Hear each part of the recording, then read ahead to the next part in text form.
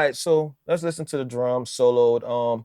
I did do a good bit of sample replacing on here with some different samples. Of course, as you can see, I auditioned a whole bunch of stuff. Sometimes I blend.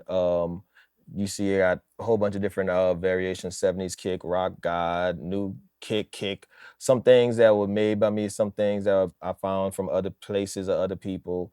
But the kick drum, that one I did like, which was titled the Mint Kick Dry. I didn't commit it because sometimes I go back and forth. But I added a little Vog on that joint, for those of you who know that's Voice of God, which is just basically some subharmonic stuff, man, to add that extra bottom to it. Here go after the bridge, going into the last chorus and then into the vamp, give y'all a sample.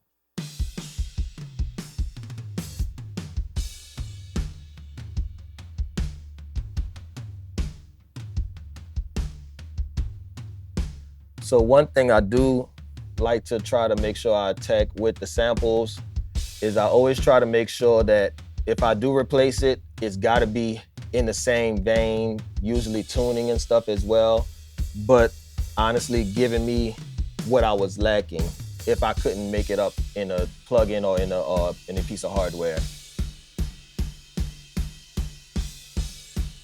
So we got this stuff. Of course, no sample replacing on the actual cymbals or anything of that nature. But let's talk about the toms. So the way I treat my toms, I usually group my toms. As you can see on this one, I actually didn't even clean it up um, like I would normally do because he wasn't as busy and he had a lot more control. That top one was a committed tom, the first rack tom. The rest of them wasn't really cleaned up and stuff like that, although I am using a little bit of trigger. I do like the vibe that Chris Lord Algae, I think that they honed in on some stuff. From time to time, I'll throw this on my toms bus. It's not always on the tom setting, actually. Sometimes I actually use it on the kick setting. It's very weird, but it does something to it that adds a little bit of, like body to the drums. A lot of people really be thinking that this compressor on here is just a straight up compressor, but it really does some parallel magic. So that helps bring some of that body out the toms. What's next on here?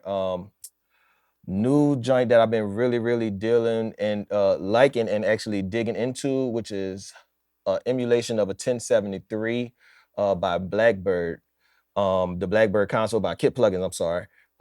I use this a lot now for the saturation, for the harmonics really that it introduces into it. Matter of fact, let me see if I can find a section in solo just those times. So, you probably be able to hear this right quick, what is happening on here, what it does. I'll bypass it and then put it back in. Let's find a little section that we can loop right quick for times.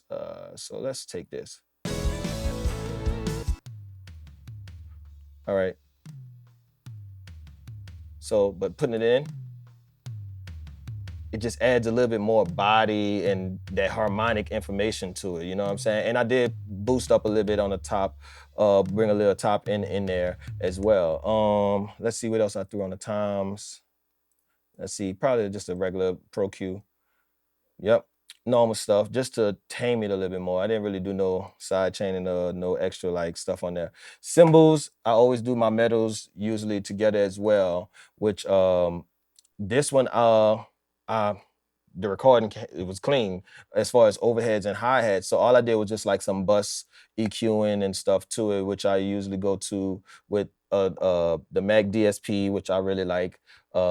This version, I think the latest version, whatever it is.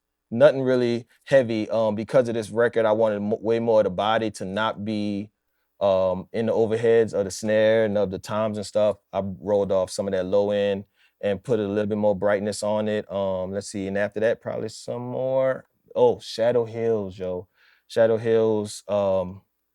It's just kind of close to the setting I normally used at this other studio that I used to work out of. It was just like my go-to compression for overheads. All of that stuff is sent down to my drum bus, which has some glue on it, the bus compressor from the SSL. I usually go between the bus compressor and, oh, that's Pro Limited, it came from the producer itself and not being used. But I don't really hit the drum bus as hard sometimes, but this record, I think I actually kind of, yeah, just kissing the needle.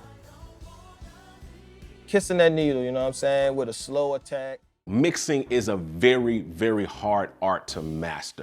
I know because I've been trying to master this art for several years. That is one of the reasons why I do Mix Mondays. It's a learning environment, and every mix that I do, I learn something new. And I've taken everything that I've learned over the years and we have poured it into our mixing templates. Mixing templates are a great starting place, and we have created several templates that allow you to get up and going quickly, and we have created them for Logic Pro X, we have created them for Pro Tools, for Studio One, for Ableton Live, and so many others. So if you're interested in taking your mixing to the next level, or even just getting started, make sure you check out these links down below in the description of this video and grab your template today. All right, back to the show.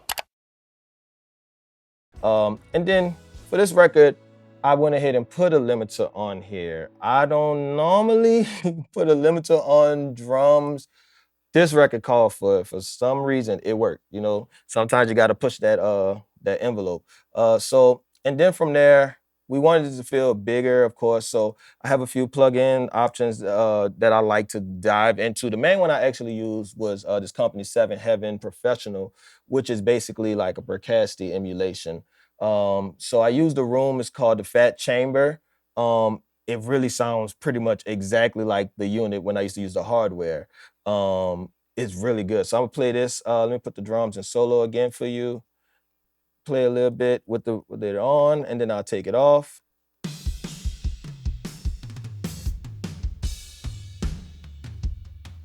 So that's with the reverb in.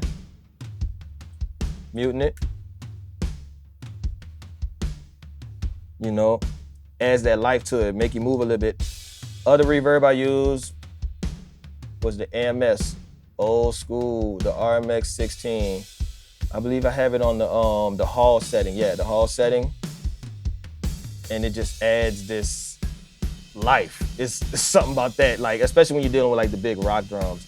Like the AMS joint is, the RMX 16 is special, you know what I'm saying? Especially if you're looking like that old Lynn drum vibe. That's like one of their go-tos that they went to for like their reverb and stuff like that. So it just made sense for me to dig into that and bring this record to life with that. Yo, I hope you enjoyed this exclusive clip from our Mix Monday live streams. We do these live on Monday nights, so make sure you grab the subscribe button and turn on notifications so you don't miss it when we go live. If you want to check out more of these, check out this playlist right over here. And if you're interested in taking your mixing or production to the next level, check out the templates and the links that we have below. I'll talk to you guys on the next one. I'm out. Peace.